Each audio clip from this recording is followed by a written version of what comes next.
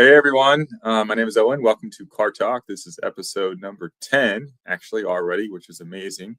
My oldest son, just turned 10, so we're celebrating 10s all around this week. On CarrTalk, we talk a lot about e commerce, we talk about merchandising, we talk about growth in the current US economic environment, and overall, just think about ways to continue to drive our businesses forward using technology, using innovation, great management practices. And so would encourage you to put questions and comments in the chat. We'll answer those live. And very excited first to jump into our checkout series. We'll go through some data points and then we're going to get into the meat of what we're talking about today. And we have a very special guest that I'm excited to introduce here in a minute.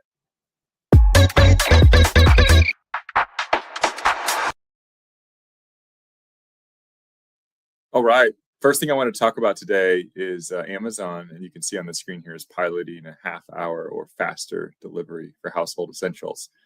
And for those reading Amazon's earnings announcements in the latest couple earnings report, their everyday essentials items are growing faster than every other category and really becoming just a huge part of the business. And a lot of that is shipping speed. We see parts of Seattle are getting tested, parts of Philadelphia are getting tested. And it's probably an interesting thing that we continue to see and excited to talk about today, how shipping speed continues to be prioritized amongst all digital and e-commerce environments, so that eventually when you buy something online versus when you go to the store, you have a similar product experience, right? You're able to get that product super fast.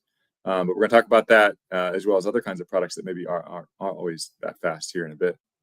The other thing I wanted to highlight today, another trend that's popping up, is really just Omni continues to be a key focus. We're seeing Omni and the discussion of omni-channel experience. I think we've seen really with the pandemic and prior, but especially with the pandemic, exploded this discussion, and you kind of constantly hear and see this data come up. But Deloitte released this survey showing 46% of retail executives cite their Omni experience as a key growth driver.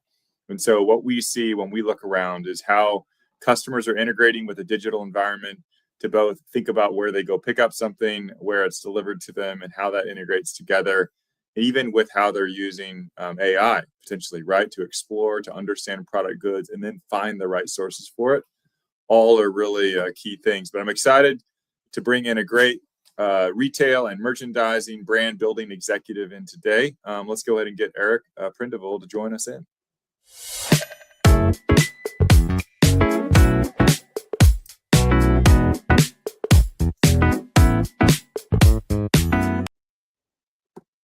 Eric, hello. Good morning. How you doing, buddy? Good to see you. Good to see you. Good to see you. Well, thank you for joining on the show. It's exciting to have you. Some of you listening may know that Eric and I go way back. He's built just an incredible career and was with Stanley Black & Decker for a couple of decades and ran at one point, tremendous amounts of their volume in the US, and then eventually led a global team. So excited to talk about that. And then moved over and is now the chief marketing officer with JPW Industries, which is a powerhouse, a builder of many great products and tools. And so really excited, Eric, to have you on. You and I have worked together for a few years. It's been a while, but worked together for a few years. Excited to talk about what the latest things happening in your world are.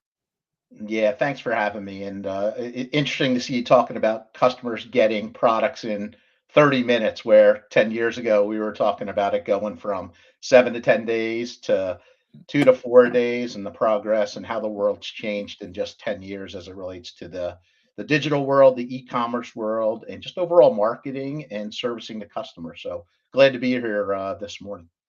Yeah, no, absolutely. I think I saw my parents were all excited recently because Amazon announced they're putting a facility up in rural Oklahoma to get goods, faster. And it's just you don't think about same day delivery or fast shipping, but even in goods that are bigger goods, like some of the JPW goods that are maybe shipped LTL or multi-pallet, that speed has increased too, right? So I mean, even over the last decade, maybe not the same day or next day, but we are seeing increases of quality of shipment, speed, customer service around the shipment, the digital integration and communication of the shipment, all that's gotten a lot better as well. Yeah, it's really amazing how the world's transformed, the importance of digital, the importance of content, the importance of videos, unboxing, how to's, and then even getting the product to the customer and ensuring, obviously, from an e-commerce standpoint, that it's getting there in the right quality, the transportation, damage. So there's a lot that goes into, as the world's changed, how we support really the digital and e-commerce side of the business, and how we continue to partner. You talked about omni channels, in store, touching it, feel is still Mhm. critical. So Yeah. you have to serve more customers. I'd say you have to serve the in store, you have to Right. serve the online, and it's important, especially in a durable goods business. People still Yeah. touch and feel it. Well, and we were talking about that earlier, and we'll jump into the meat and potatoes here of our combo. But even I think what JPW does that a lot of other companies don't is around training, knowledge, data building, and this is not just a day an environment where you can kind of just randomly come up with a product and send it out. You have to build this whole infrastructure of knowledge and insight with your user base, and I don't think anyone really has done that better than you all do with your customers. But maybe for those that don't know JPW, yeah, give us an overview and tell us how some big things that happened in 2025, or how it closed up for you. Yeah, JPW, great company, great brands. Jet, Powermatic, Bailey, Wilton, iconic brands in the industry. We serve really three different types of businesses. We have a tools and equipment type of business. We have a woodworking business, and then we have a metalworking business. And we have a lot of different users that we service. We service the contractor, the mechanical, electrical, the DIY in the woodworking space, cabinet shops, all the way up into MRO and manufacturing, fabrication, precision machining. So we have a lot of different users we have to service. We started off or ended our year, I'd say, building on a focus around new product development, really driving our brands, our personas, who our user is, what our brand represents. And we've been making significant investment in new product development, engineering, new content, looking at our copy, our SEO, and then as the AI world comes about, how do we make sure people understand how to use our products, the benefits of our products, all complemented with our service and technical support team, which ties back to what you said, the training piece. So our marketing crosses a lot of different facets of the business, and it's really all about servicing the end user and servicing our distribution partners. Yeah, no, that's it's incredible, and it's also hard, I'm sure, as you know, to there's so much surface area that your business touches, right, with each of those management points, and you need to exceed and do well in all of them. Curious how any of that priority or focus is changing with some of your new priorities in 2026 as you close up, what probably many in all of our spaces would consider was a pretty, I would say, changing year in 2025, right? There was a lot of just, we didn't know what was happening with global supply chains, didn't know what was happening with different economic policies. But now, maybe 2026 is coming down. Curious how you all are thinking about or prioritizing these elements going into the new year.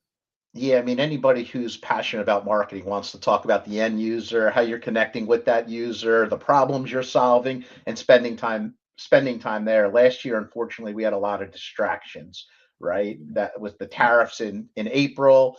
What does that Yeah. mean to price elasticity? Then you had pricing again, more tariffs. So that's really been very disruptive in trying to stay focused. We've really taken the approach in 2026 to think about, number one, investing in our marketing activation. We increased our budget on our activation by almost 30%. So you're Wow. going to see us doing more from a activation standpoint. With that said, as we really prioritized, really focused around Jet, Bailey, Powermatic. It doesn't mean we're not going to service our other three brands. I mean, we have to manage six brands in our world, and that gets challenging. Everybody wants some dollars, but at some point, you need to prioritize Hmm. where's the growth, what are the biggest opportunities, and we've done that in 2026. And I think our ownership, our CEO has invested in, increasing your activation by 30 something percent. We hated waste, right? We were able to find some cost out, but we're all about trying to take share. You have to Hmm. grind and fight, and we need a little bit of tailwind. There's optimism in the back half of 26. And so we're really building ourselves where we can fight to take share in the next 6 to 12 months. And marketing is going to be a big element of how we do that at JPW. Yeah, I love that you're talking about that when you're trying to get ready to take share. There comes investment, right? And the ownership group and the team needs to come forward to build the brand for the future. But then there also comes a lot of cost out efforts to try and run more efficiently without compromising the business and the products as well. Those are hard things to do at the same time. And I think Spreetail had to work through a lot of those things with tariffs and other changes. How do we optimize inventory flow from overseas? How do we efficiently run full truckload and full cost optimization to drive out? How do we consolidate product? And so all of these things were on the docket for 2025. But every nickel saved can be a price maybe you can offer lower to a customer or dollars you can invest. How are you able, as running the full marketing infrastructure and team there, did you have any difficulties or kind of working through disconnects between the teams as you were going through these changes and these, investments in your priority for 2026? I think you'll always have those challenges. I think when you look at our business and our ownership invested in new product development, I've been here about 2.5 years. We have a really solid vice president of engineering in Abhijit Kangahar, who's been a partner of mine, and this has been a 2.5 year investment for new product development. And if you see what we launched in the fourth quarter, some new jack stands, some new lifts under the Jet brand, and Mm, innovating, bringing and solving end user problems, that allows your marketing to, I don't want to say be easy, but when you really have something to sell and market, and it started with new product development. The second thing we did is that we then went and looked at our brands, our personas, our content, and over the last 12 months we've been investing in that, so we've been able to drive that forward and make sure that we have those key foundations, the right content, the right videos. And now we're moving into the execution phase. And I think that's where your challenge comes is, do you have the whole organization aligned? Because it sounds great on paper, but it really comes down to, Owen, as you know better than anybody, execution, execution, yeah, yeah, execution. yeah. And then staying on top of those priorities and executing really well. And we just had a big quarterly review yesterday and feel really good about the alignment between not only sales and marketing, but don't forget about demand planning, having the right Hmm. inventory in the right spots, customer Hmm. service and technical support. It is a one team approach here at JPW, and it starts with our leader, and then it gets layered out across the organization. And we're not perfect by any means, Mm. but we're making really good progress, and Yeah, excited about 26. that's awesome. I love that one team thinking and approach. And I think and then also on execution, I think it's Spreetail because, we're in the game of how we can ship items faster, more efficiently, cheaper, how we can integrate better across all the marketplaces in the US, the digital marketplaces. And we often talk about that it's your winning is more in how you execute than it is in the quality of your idea. And anyone can have a great idea on a new approach or new strategy or new tactic, but a lot of teams struggle in the execution of that. And then leadership, the CEO, the CMO, CFO can get frustrated, right? Because there was great boardroom discussion, but then the team didn't show up and wasn't able to and wasn't supported to. So that's awesome to see your focus there. And it sounds like you all have been doing some exploration with AI and other pieces. We certainly have on our side. We've had a lot of wins, a lot of things that we thought would work that didn't work, especially when it comes to things like content and product innovation. But curious if you have any thoughts on what you've experienced so far with any AI usage or adventures. Yeah, I mean, it started with even just this podcast, Kaylee putting me in a shirt and tie with my head on top of it. I don't think I've worn a shirt and tie in 15 years. So no, but AI is there's a lot of talk out there about AI, and a year ago when you thought about AI and what it can do, I mean, it's made so many improvements Mhm. within the last year. So our philosophy right now is it's about how do we leverage AI and have the skill sets to use AI. AI won't necessarily by itself change our business, but do we have the right usage? How are we using it around copy, our marketing, features, benefits? We do believe it can also help us create content. It's gotten better there. I wouldn't say we're 100% there, but we're using it to learn. And it's all about efficiency, speed, and our messaging.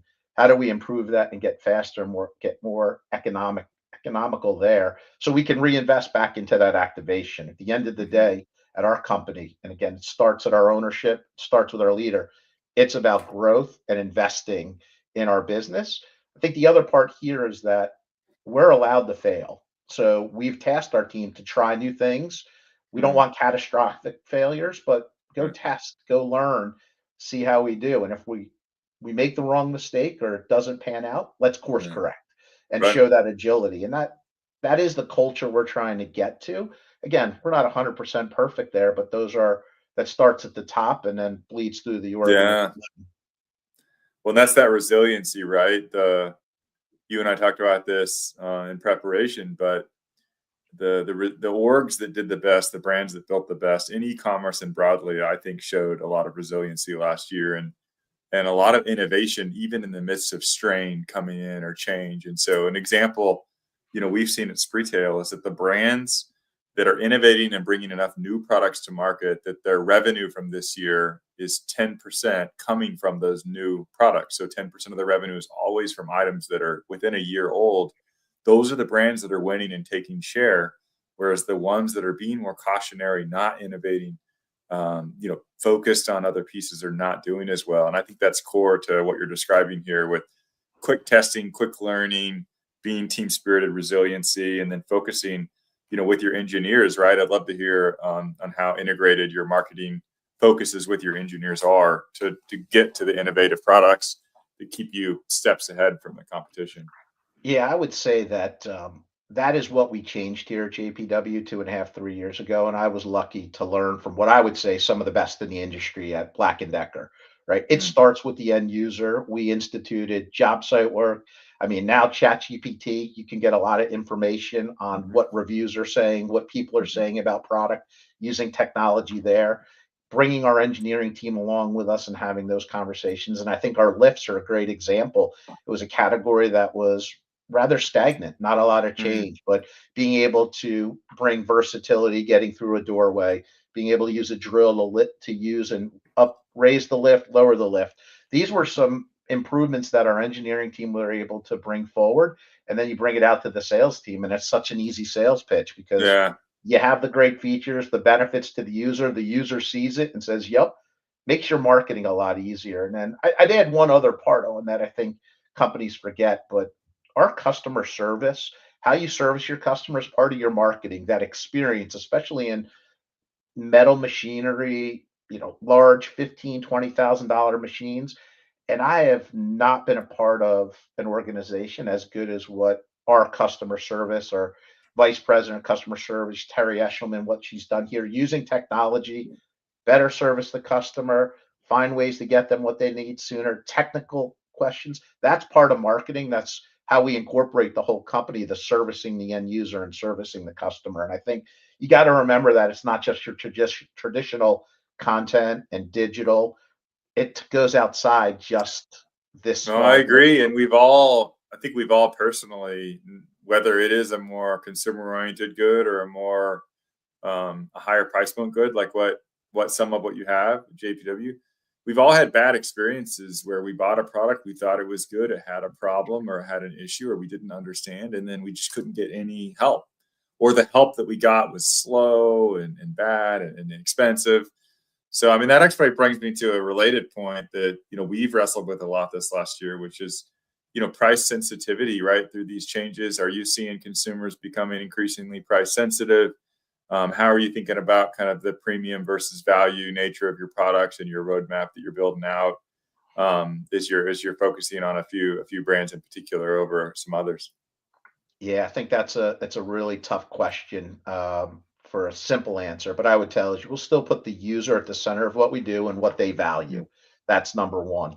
I will say that as you've had the tariffs, and if you have different countries of origin, so in some examples we have Far East supply base, and somebody makes it in the U.S., so tariffs may not affect them as much. So we've been a little Right. bit more strategic on how we look at price value, and then I probably spend you know a good portion of my time looking at the results where we had to take price, the unit implications, what that means.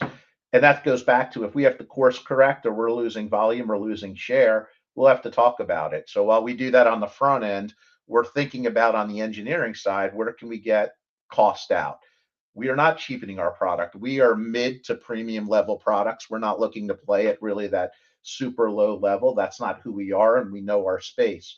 But if there's non value added cost in our products, that's where we're looking to get that cost out and not necessarily drop it all to the bottom line, but make sure we're competitive in the marketplace so Hmm. that we can continue to take unit and volume share in the US market. So it's not easy, very diversified business that we have here, but that's the approach we're taking right Yeah. now.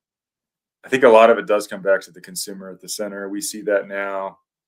I think one of the best use cases for AI is being able to aggregate in real time consumer reviews, customer feedback, whether that's from an internal customer service infrastructure and team and actual feedback that customer service team members are getting, or from online reviews, is getting that into the hands of the engineers quickly, into the hands of the marketing team quickly, is something I think a lot of companies have struggled with. And then their innovation cycle is slow.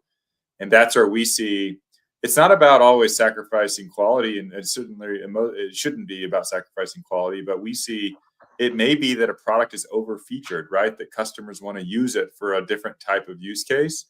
And if a product is re-engineered to those use cases, there can be a lower price point offered to the customer because they didn't need it for maybe some of the other features that historically folks had used that for. We saw that with our sauna business. We're one of the top sellers of saunas in the US, and there's all price points of saunas, but a lot of them might come with a tablet inside or come with other types of features or functions that a lot of customers don't need or want. And if you can clean that up a little bit and focus on the core fundamentals, then there's an opening price point use case there that's powerful and then gets to a little bit of a better price. So I think we see that in all categories. Any By the way, products or do you need features? any you Yeah, need it you need any user testing for those saunas? I've no, gotten we into that no. sauna game. I So if I you will if, talk to you. We'll talk after. We do need some user testing for if that. you need some user testing, man, I want to make sure you know I'm available because that's where it starts with the user. It's all right. I love that. Curious for JPW specifically. Maybe you want to speak to a couple of the brands for 2026. Are there any features, product benefits that you all are really focused on? I think in maybe what a lot of certainly I think what retail and what other economists would say is a more appears to be a more value conscious climate. Customers have been a little bit stressed by the inflation over the last few years, and there's always uncertainty, and so I think we see a lot of promotional interest deals. Customers want to get a deal; they want to feel like they got a good value. How are you all thinking about that going into the next year? Yeah, I think if you look at our separate businesses, I'd say the woodworking business, which has more of a consumer business, you'll still see us promote that business. We've added innovation in our jet black, where there's a coating on top of that. There's less maintenance, less friction. So we added and maintained price points relatively similar, right? So you're trying to add innovation where you can. We'll continue to promote there. Our tools and equipment business is really about servicing the customer. We have new jack stands, we have new lifts, some new innovation. There's not a lot of promotion there, but it's really about converting at our distribution, working with our distribution partners to convert, show our technical support, show our ability to service the customer. Then on our metal side of the business, what I would tell you, it's about having good quality product, but it's more importantly about the service, the parts on the back end. How do you have that technical expertise? We're launching all brand new websites. So I talk about investments. We're launching all brand new websites, providing the user with better content, better information, manuals, parts, service, things that are important to them that add value. The other part that Jet has is we have a field team, regional account management team, and they go out from a consultative standpoint and talk about assessments. Do you have the right safety equipment? Do you have the right product? What's your application? That's a service we provide to end users, partner with distribution. That's really important because we can help them become more efficient, make sure they have the right safety protocols, make sure they're, if they have injuries or issues they're seeing with certain products, we can help educate them on how to better use them, train them. That's a value add to that end Uh, user. So we're staying away from just promotion and pricing in some yeah, areas that don't make sense and adding value in other yeah, areas to drive our competitive differentiation. yeah. That's awesome on the website launch and focus there. I'm sure just a great way to support your customers, support your retail partners, support your other distribution partners as well overall. And it looks like in the chat here, Kaylee wanted you to know that she thinks the AI shirt looks great. So that's Perfect. exciting. I'm glad. I appreciate Kaylee did she did make it look good, so Yeah, I it's do appreciate hey, that. if AI can make us look better, that's not a problem, right? There's nothing wrong with that. I will take it. I'll add, if you get a chance, check out our new Bailey site. That website is brand new, so both on the desktop and mobile, really good experience. And then you're going to see us make a big investment in Yeah. Powermatic this year. What a great brand! It's a premium product. Hmm. Haven't put enough investment there in content and marketing, Hmm. so you're going to see a big investment from us, and we're Yeah. excited to revitalize that brand in 2026. There'll be some new products, but also about telling the story and why Powermatic and what the Powermatic difference is. So, Yeah. really exciting stuff at JPW tied Yeah. to 2026 and beyond. It's a fun time to be working with such a legacy and powerful brand that's also innovating and developing new ideas, new marketing. So kudos to you and the team, the one team there at JPW for all you're doing. Eric, it's been a pleasure as always. I always learn something new when I hang out with you. Back from when I think you and I worked together, and we grew many hundreds of millions of dollars of business through together. And so it's always been fun to get together and see what we can learn that's new. So thank you very much for joining in. Yeah, I appreciate you having me. It's great seeing what you're doing at Spreetail, what you guys do with your focus on both your user and your partners. And Mhm. I would say, oh, and awesome to be a part of this today. A lot of fun to have this discussion. Yeah, wonderful. Well, we'll wish you a good afternoon. Thank you everyone for joining in today, and we appreciate you. We'll see you on the next call.